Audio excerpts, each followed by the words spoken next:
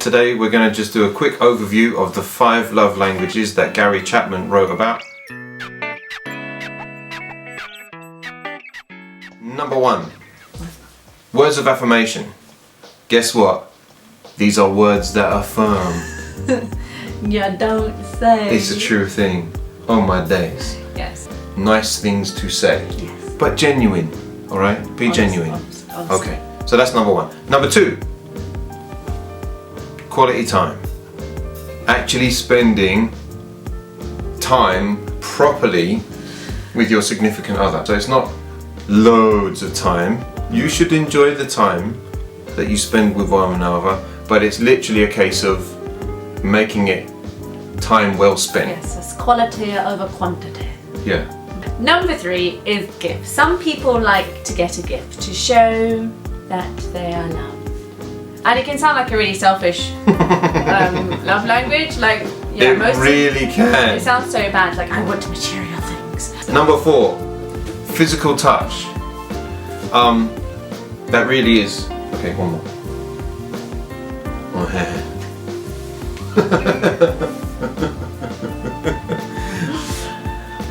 For these people, physical touch is very important. So some people are standoffish and they don't like to be touched at all. Those are the people that need to learn something, right? It's true though, isn't it? Because what if the person that they're with actually enjoys physical touch, which could be literally, you know, holding hands or it's just a hug or an arm around. a tender touch. Yes.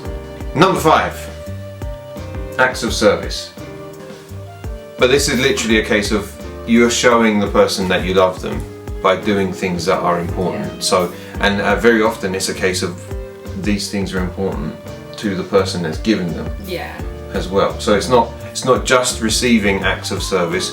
Often can feel important to yourself, as in doing this is important. Yeah. But also that person receiving them.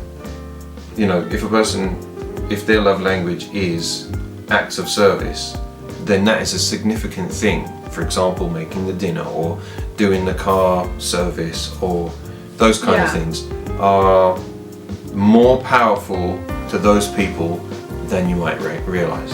Yeah, I mean, knowing your love language is a really useful tool, and we actually did a video explaining about how we have found them. Are they actually useful? And the link for that will be in the description below. But when Gary Chapman wrote the book on the 5 love languages, he was a marriage counsellor at the time, and he saw how like a lot of married couples were like they would argue because they weren't realising what the other person was trying to do for them. They weren't seeing it as an act of love because it wasn't necessarily how they wanted to receive love.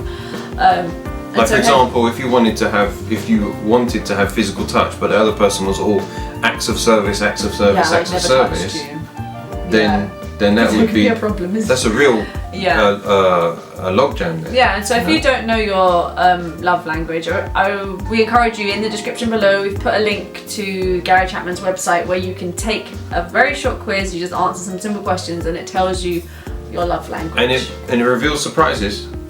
Yeah, definitely. It can. Because things that we didn't expect.